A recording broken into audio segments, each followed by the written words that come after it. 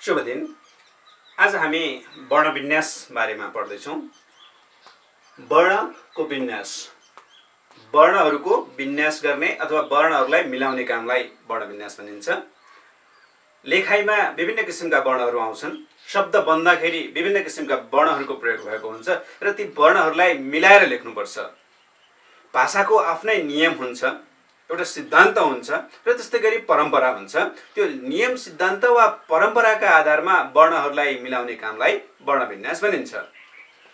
यहाँ हामी देख्न सक्छौँ, यहाँ शब्द भएको होस् अथवा यो शब्द कुनै पनि शब्द होस्, यी शब्दहरूमा वर्णहरूको उपस्थिति छ। यसैलाई लेख्दा यहाँ ब लेख्ने कि व लेख्ने, यो रेफ यहाँ दिने कि यो आधा र यहाँ दिने, यो विन्यास लेख्दा रस्सु लेख्ने कि दीर्घ लेख्ने, यो न कसरी लेख्ने, यो स लेख्दा मोटो स लेख्ने कि पातलो स लेख्ने, कसरी लेख्ने, त्यो किसिमको जानकारी वर्ण विन्यासले दिन्छ। अर्थात् शब्द बन्नका लागि आउने वर्णहरूको विन्यास गर्ने कामलाई वर्ण विन्यास भनिन्छ। वर्ण विन्यास गर्नका लागि सबभन्दा उत्तम उपाय अभ्यास नै हो। त्यस्तै गरी केही नियमहरूको बारे जानकारी हुने हो भने पनि वर्ण विन्यास असाध्यै सजिलो काम हुन्छ। वर्णहरू मिलाउनका लागि केही नियमहरूलाई हामी चर्चा गर्नेछौँ। ती नियमहरूले भाषामा आउने अधिकांश समस्याहरूको समाधान गर्नेछन् र त्यसमा कहिलेकाहीँ नियममा केही अपवादहरू हुन सक्छन्, केही थप कुराहरू हुन सक्छन्। त्यस्ता कुराहरूलाई हामीले थप अभ्यास गर्यौँ भने हाम्रो भाषा अत्यन्तै शुद्ध हुनेछ। त्यसैले हामी भाषामा भएका केही मुख्य नियमहरूको बारे चर्चा गर्नेछौँ। वर्ण विन्यास सम्बन्धी नियम बुझ्नका लागि यहाँ बायाँपट्टि ह्रस्व र दायाँपट्टि दीर्घ नियमहरू लेखिनेछन्। यी नियमहरू र तिनका उदाहरणहरूले त्यस सम्बन्धी प्रयोगका लागि सघाउ पुर्याउनेछन्। ह्रस्व, पहिलो नियममा हामीले लेख्यौँ पुलिङ्गी शब्दको अन्त्यमा ह्रस्व प्रयोग हुन्छ। यदि कुनै शब्दले पुलिङ्ग जनाउँछ भने त्यसको अन्तिम अक्षर ह्रस्व लेखिन्छ। जस्तो कि मणि, हरि, दाई, भिनाजु। यसरी लेख्दा यहाँ हामीले अन्तिम अक्षर भनेका छौँ, त्यो अन्त्यमा हामी ह्रस्व लेख्छौँ। त्यस्तै गरी दीर्घका लागि चाहिँ यहाँ लेखिएको छ स्त्रीलिङ्गी शब्दको अन्त्यमा दीर्घ लेखिन्छ। जस्तै दिदी।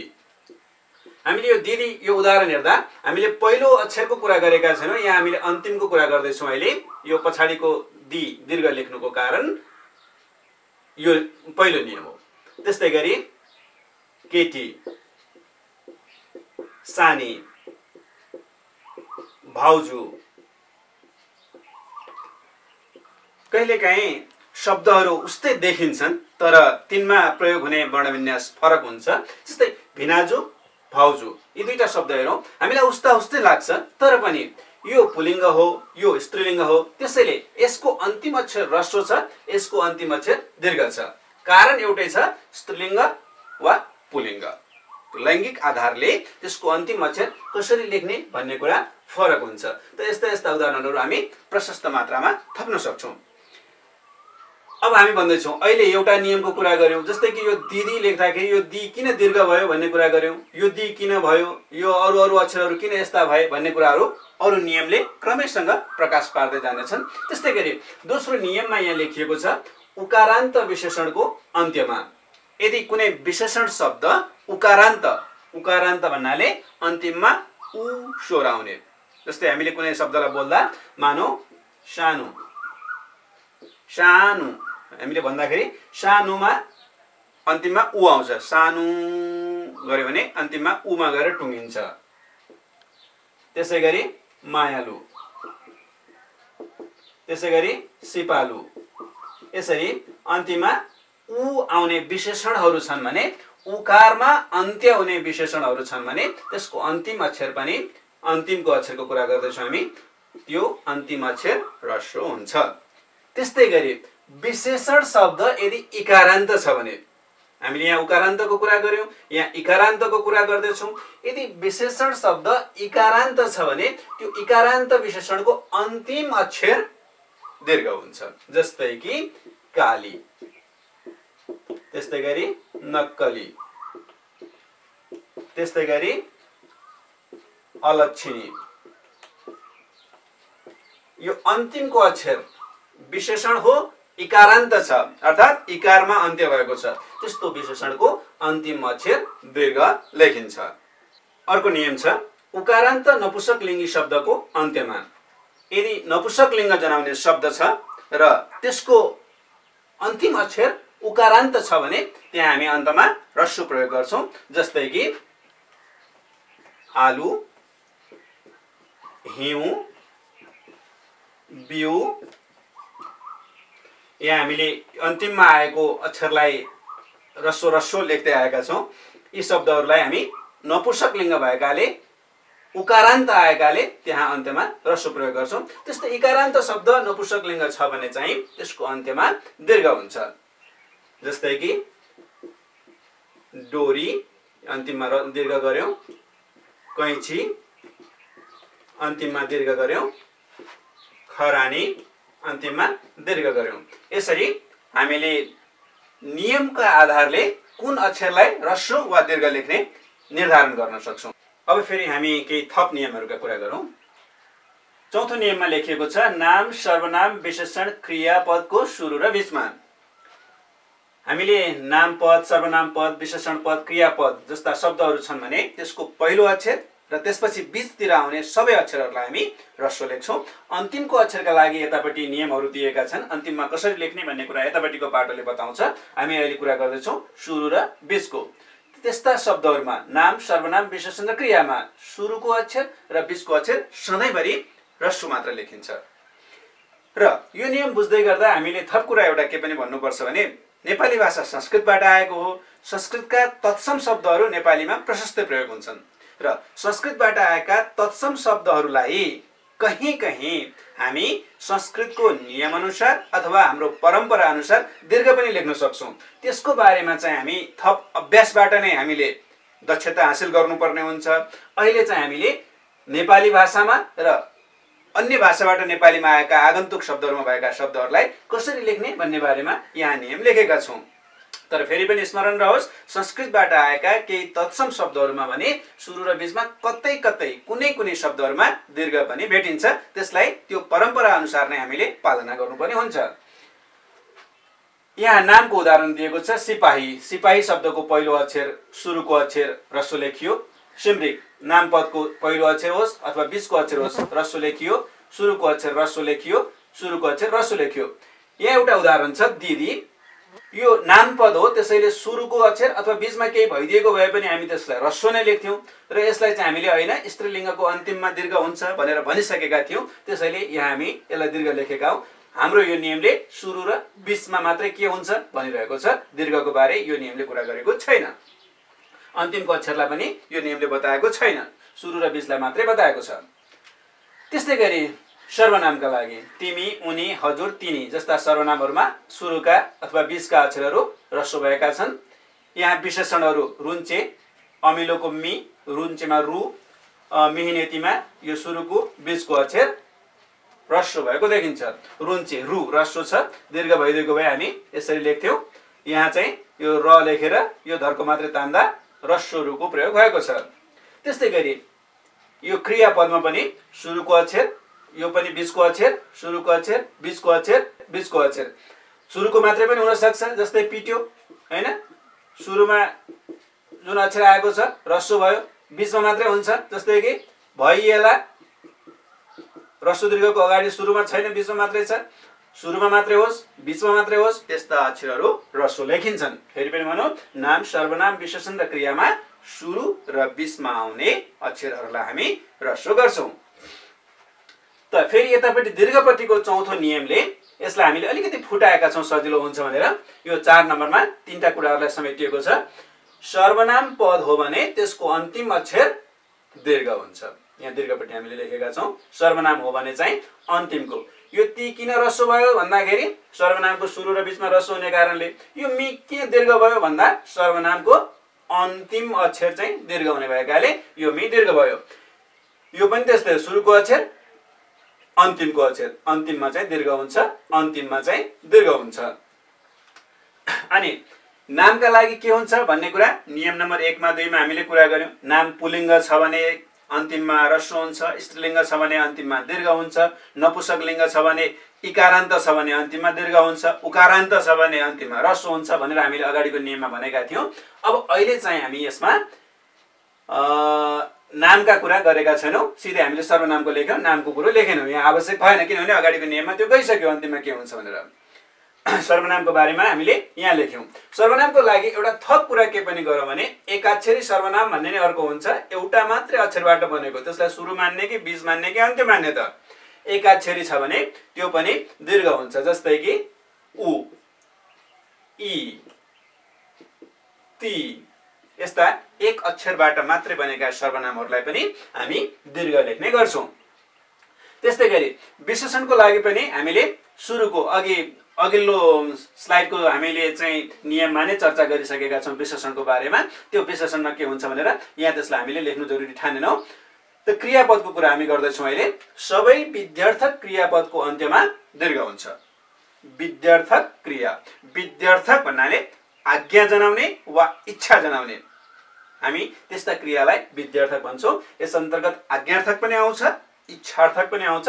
जस्तै तिमी जाऊ, आज्ञा दियौ, उ दीर्घ भयो। तिमीहरू सबैले पढ्नु, हामीले केही हरायौं, आज्ञार्थक भयो, यो दीर्घ भयो। त्यसैगरी इच्छा गरेको, उनीहरू उत्तीर्ण होउन्, इच्छा गर्यो, इच्छार्थकमा हामीले यसलाई दीर्घ लेख्यौं। हामी यसमा के बुझौं भन्दा यो इच्छार्थकमा पछाडिपट्टि आधा नआएको छ भने पनि हामी यसैलाई अन्तिम मानेर यसैलाई दीर्घ गर्ने गर्छौं। होउन्, जाउन्, पढुन्, लेखुन्, बसुन्, गरुन्, खाउन् यस्ता सबै इच्छार्थकहरूमा यहाँनिर यो स्थानमा आउने अक्षर दीर्घ गरिन्छ। म असल हुँ, हुँ दीर्घ लेखियो। यदि म असल हुँ भनेर जानकारी दिएको छ भने ह्रस्व हुन्छ। यो इच्छार्थक होइन, म असल हुँ परिचय दिएको छ भने ह्रस्व हुन्छ। तर म असल हुँ भनेर भगवानलाई प्रार्थना गर्यो अथवा इच्छा गर्यो भने त्यो इच्छार्थक हुने अवस्थामा चाहिँ यो दीर्घ हुन्छ। उनीहरूले पढुन् भन्दै गर्दा इच्छा गरेकोले यो दीर्घ हुन्छ। त्यस्तै इकारान्त क्रियापदको अन्त्यमा पनि अन्तिममा आउने अक्षर दीर्घ हुन्छ। उसले किताब पढी, गरी, पढेकी, हेरी जस्ता अन्तिमका अक्षरहरू यहाँ हामी दीर्घ लेख्ने गर्छौं। अब यो इकारान्त क्रियापदको बारेमा कुरा गर्दै गर्दा कहिलेकाहीँ भाषामा आउने परिवर्तन, यो त्रिभुवन विश्वविद्यालय, प्रज्ञा प्रतिष्ठान लगायतका संस्थाहरूले नियममा कहिलेकाहीँ केही तलमाथि पार्दै गर्दा, विद्वानहरूले नयाँ नयाँ किसिमका कुराहरू ल्याउँदै गर्दा कतिपय संयुक्त क्रियाहरूलाई छुट्याइएका पनि अवस्थाहरू छन्। त्यस्तो छुट्याइएको अवस्थामा केही क्रियाहरूलाई साविक नियम बमोजिम बीचैको अक्षर मानेर ह्रस्व पनि गराइन्छ। जस्तै कि उसले काम गराइसकेको थियो, यसरी पनि लेखिएको हामी भेट्छौं। यसरी गर्दा भने यसलाई हामी पहिला परम्परामा सँगै पदयोग गरेर अथवा जोडेर लेख्ने गर्थ्यौं। त्यसैले यसलाई बीचको नियम बराबर मान्छौं। यसमा यो नियम लागू हुँदैन। अब हामीले इकारान्त क्रियापद रहेछ भने त्यसको अन्तिमको अक्षर दीर्घ हुन्छ भन्ने कुरा यहाँबाट बुझ्ने भयौं। र अब हामी जान्छौं 5 नम्बरमा। अव्ययका सबै अक्षरहरू हामी ह्रस्व लेख्छौं। अव्यय हो भने चाहिँ अव्ययका सबै अक्षरहरूलाई हामी ह्रस्व लेख्छौं। अव्यय भन्ने बित्तिकै के बुझिन्छ? नामयोगी, क्रियायोगी, संयोजक, विस्मयादिबोधक, निपात जस्ता सबै शब्दहरू अव्यय अन्तर्गत पर्छन्। ती सबै अव्ययका सबै अक्षरहरू चाहे अगाडि आउन्, चाहे बीचमा आउन्, चाहे पछाडि आउन्, ती अव्ययबोधक शब्दहरूलाई हामी ह्रस्व लेख्छौं। जस्तै निपात, यो ह्रस्व नै आएको छ। यो पछि नामयोगी अथवा क्रियायोगीको रूपमा पनि आउन सक्छ यो शब्द, यो पनि ह्रस्व आएको छ। माथि ह्रस्व आएको छ, शीत ह्रस्व आएको छ। पछाडि परोस्, अगाडि परोस्, पछाडि परोस्, एउटा मात्रै अक्षर होस्, जे होस् हामी यसलाई ह्रस्व लेख्छौं। किनकि अगाडि परोस्, पछाडि परोस् हामी ह्रस्व लेख्छौं। यी अव्ययहरू सबै अव्ययहरूलाई हामी ह्रस्व लेख्छौं। यहाँ एउटा अव्यय दिएको छ हरू, नामयोगी, तर यसलाई हामी परम्पराका कारणले असाध्यै बढी प्रयोगमा आउने हुनाले मैले यहाँ टिपे। यो रु चाहिँ हरू लेख्दाखेरि दीर्घ लेखिन्छ। यसरी अव्ययहरूका सबै अक्षरहरू ह्रस्व लेखिन्छन्। एउटा अपवाद मैले यहाँ टिपेको छु। अब अर्को यतापट्टि 5 नम्बरमा मैले नियम टिपे। स्थान, थर, पेशा, जाति, नदी, भाषा, बासिन्दा यस्ता शब्दहरू जनाउँछन् भने त्यस्तो नामपदको अन्तिमको अक्षरलाई हामी दीर्घ लेख्छौं। हामी दीर्घका कोठामा छौं, हामी तिनलाई दीर्घ लेख्छौं। हामीले भनेका छौं अन्तिमको अक्षरका कुरा गरिराखेका छौं। यहाँ देख्नुहुन्छ यो स्थान जनायो, ठिमी, डोटी भनेर दीर्घ भयो। अनि त्यस्तै गरी थर ठकुरी तिवारी जनायो अन्तिममा आयो दीर्घ भयो। जस्तै कि अब एउटा अर्को शब्द लेखौँ हामी थर एउटा बोहजु यो दीर्घ हुन्छ किनभने यो थर हो नेवार सम्प्रदायको यो बोहजु जु दीर्घ लेखिन्छ। यसरी पनि अब पेशा होस् थर होस् जाति होस् नदी होस् भाषा होस् बासिन्दा होस्। अब हामी फेरि केही थप नियमका कुरा गरौँ। यहाँ 6औं नम्बरमा भनेको छु संख्याहरू लेख्दा उ र त्रि ह्रस्व लेखिन्छन्। संख्यामा आउने जति पनि अक्षरहरू छन् तीमध्येका उ र त्रिलाई हामी ह्रस्व लेख्छौँ। जस्तै 19 लेख्दाखेरि उ ह्रस्व लेखिएको छ।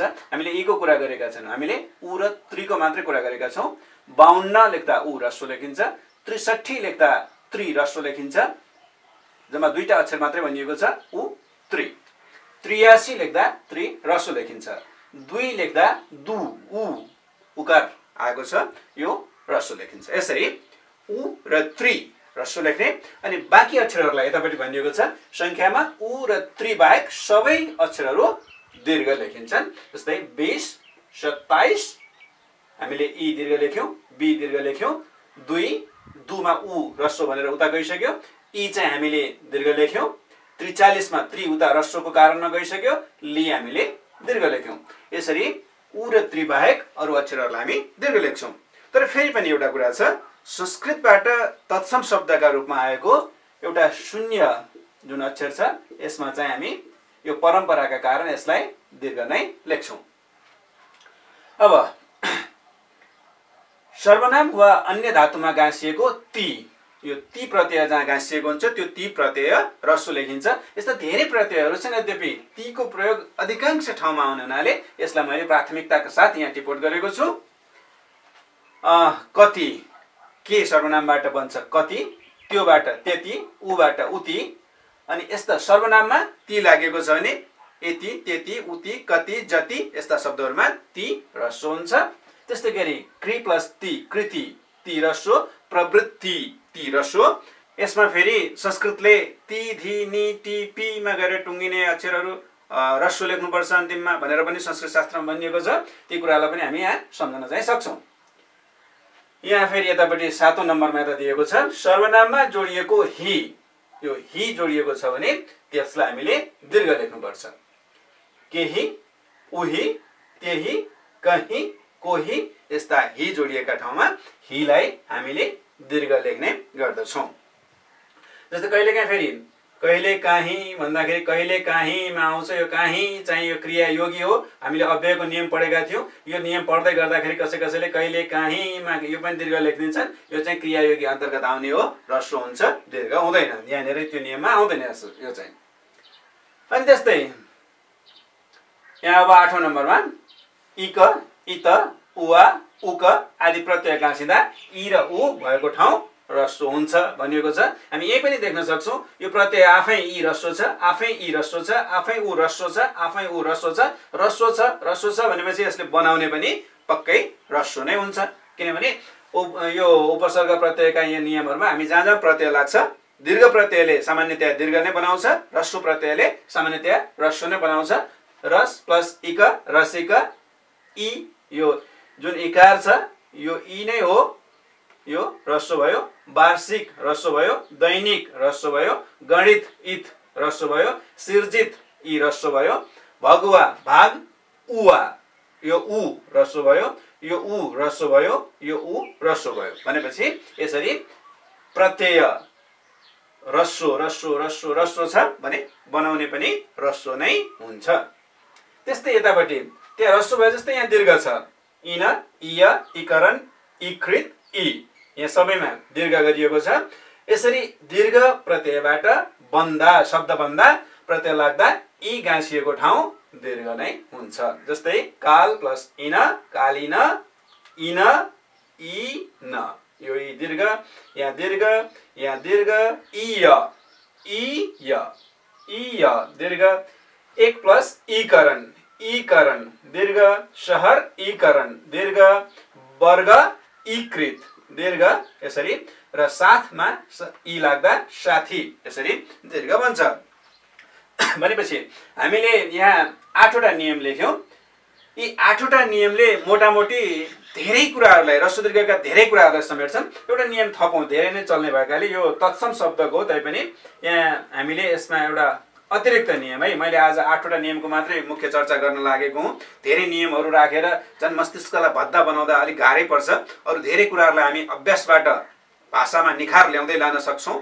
जति धेरै अभ्यास गर्यो त्यति धेरै शुद्ध हुन्छ। त्यसकारणले अरू शुद्धाशुद्धिका कुराहरूलाई अभ्यासले परिवर्तन गराउन सक्छ।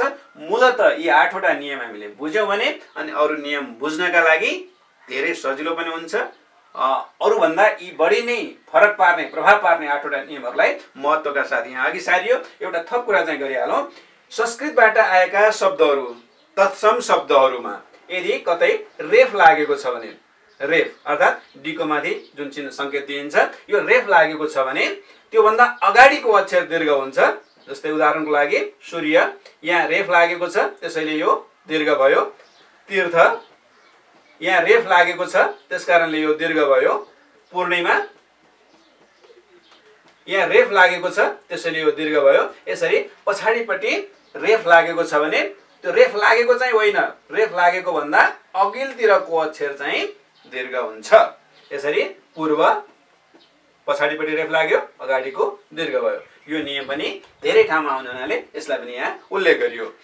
त्यसरी ह्रस्व र दीर्घ बुझ्नका लागि मूलत यी 8वटा नियमहरू भयो भने धेरै हदसम्म यसले हामीलाई सहयोग पुर्याउँछ र थप बुझ्नका लागि हामीले अरू अतिरिक्त अभ्यासहरू गर्दै जानु उचित हुन्छ। वर्णविन्यासका यी नियमहरू बुझिसकेपछि हामी नियमभन्दा बाहिरका कुरा, हाम्रा परम्पराका कुराहरूलाई पनि ध्यान दियौँ। संस्कृतका नियमहरूको आधारमा अथवा हामीले पहिलेदेखि लेखिआएको परम्पराका आधारमा केही शब्दका सुरुमा र बीचमा दीर्घ लेखिने स्थिति रहन्छ। सामान्यतया नाम, सर्वनाम, विशेषण, क्रियापदहरूमा हामी सुरु र बीचमा ह्रस्व लेख्छौँ। त्यसो हुँदाहुँदै पनि केही शब्दहरू दीर्घ समेत लेखिन्छन्।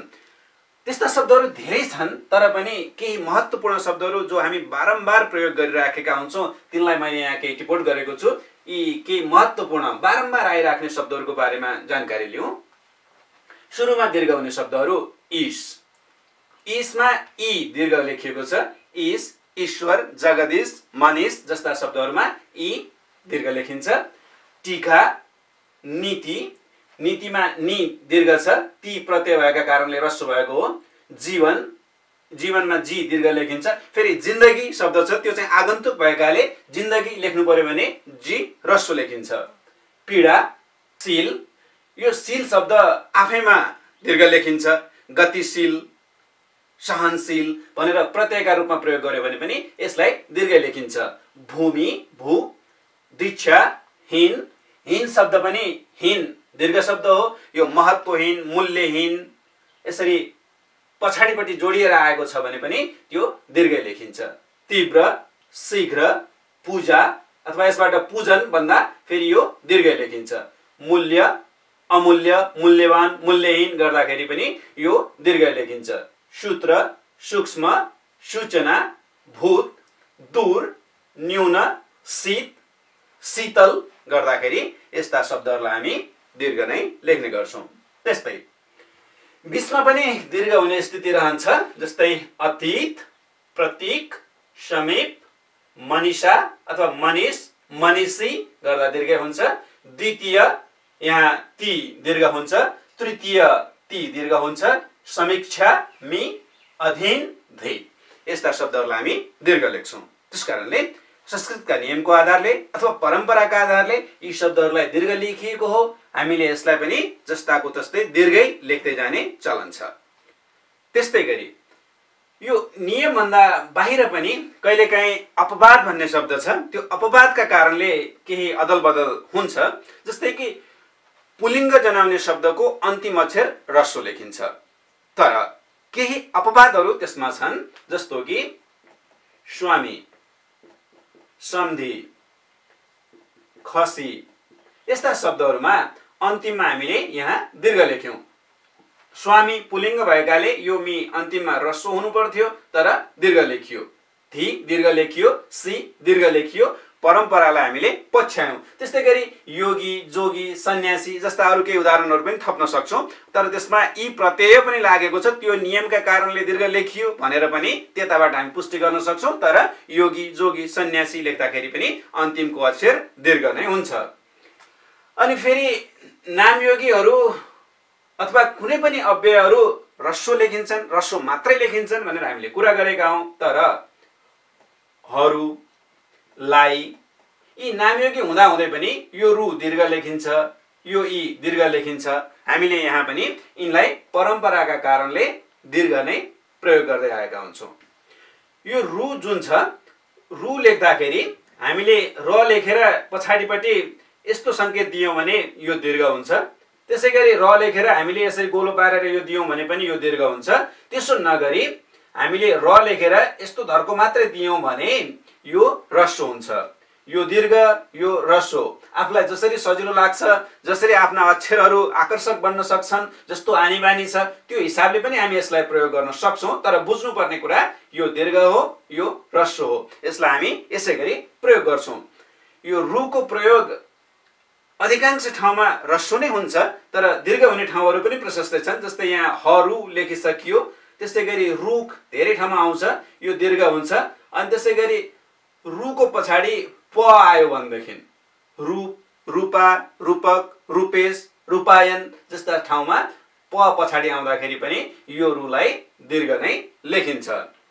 फेरि अर्को कुरा, हामीले चरी लेख्दा दीर्घ लेख्छौं रि, पानी लेख्दा नि दीर्घ लेख्छौं, तीन लेख्दा संख्यावाचक ती दीर्घ लेख्छौं।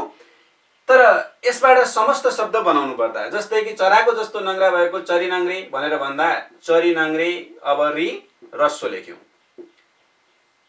पानीले नै मर्छ जो पानी मरुवा भन्दा पानीबाट यो नि दीर्घ हुँदा पनि पानी मरुवा हामीले यसलाई ह्रस्व लेख्यौं। तीन कुना भएको तीन कुने भन्दा तीन कुने, यो तीलाई हामीले ह्रस्व लेख्यौं। रि, नि, ती यहाँ दीर्घ हुँदा पनि यहाँ ह्रस्व भए। कारण के हो त भने समस्त शब्दहरूमा सुरु र बीचमा आउने अक्षरहरूलाई हामी ह्रस्व लेख्छौं। यसरी पनि एउटा अर्को नियम बन्न जान्छ। त यस्ता केही महत्त्वपूर्ण कुराहरूलाई हामीले सम्झ्यौं भने हाम्रो भाषा दिनानुदिन शुद्ध बन्दै जान्छ, हाम्रो लेखाइ प्रभावकारी र हामीले भन्न खोजेको दुरुस्त अर्थ दिने प्रकृतिको बन्दछ। हामी विचार गरौं, हामीले आफ्नो नेपाली भाषालाई शुद्ध लेख्नुपर्छ। भाषामा विकार आउनु अथवा भाषामा समस्या आउनु भनेको त्यो हाम्रो आफ्नो समस्या हो। हाम्रो आफ्नो भाषालाई हामी आफैले बनाउने हो। नेपाली हाम्रो भाषा हो, नेपाली बिग्रियो भने हाम्रो बिग्रिन्छ, आफ्नो नासिन्छ। हामीले अंग्रेजी लेख्दा एप्पल लेख्नु पर्यो भने एपीपीएलई नै गर्छौं। एप्पलको लागि अरु स्पेलिङ राख्दैनौं हामी। एपीपीएलई को ठाउँमा एपीएलएलई अथवा एपीपीएल यसरी हामी स्पेलिङहरु बिगार्ने काम गर्दैनौं। त्यसरी बिग्रियो भने हामी तुरुन्त सच्याउँछौं, त्यसमा सारै चनाखो बन्छौं, त्यो बिग्रिँदाखेरि धेरै बिग्रेको महसुस पनि गर्छौं। तर नेपालीमा ह्रस्व दीर्घ लेख्ने बेलामा चलिहाल्छ नि भन्ने किसिमको हाम्रो एउटा आनीबानी हुन्छ। त्यो ठूलो समस्या हो। यसले भाषामा संकट पैदा गर्छ, भाषालाई बिगार्छ, भाषालाई नाश गर्छ, हाम्रो मौलिकतालाई हरण गर्छ। त्यसैले आफ्नो मौलिकतालाई बचाउनुपर्छ, भाषाको रक्षा गर्नुपर्छ। त्यो भाषाको रक्षा गर्नका लागि भाषा लेखनका समयमा हामी सबैजना सिपाही हुन्छौं। त्यसैले हामी पछाडी हट्नु हुँदैन, आफ्नो मोर्चालाई सम्हाल्नुपर्छ, भाषालाई शुद्ध लेखेर आफ्नोलाई बचाउनुपर्छ, भाषाप्रतिको अपनत्व जनाउनुपर्छ। त्यसरी शुद्ध लेखौं, सही लेखौं र आफ्नो भाषालाई बचाउँ। धन्यवाद।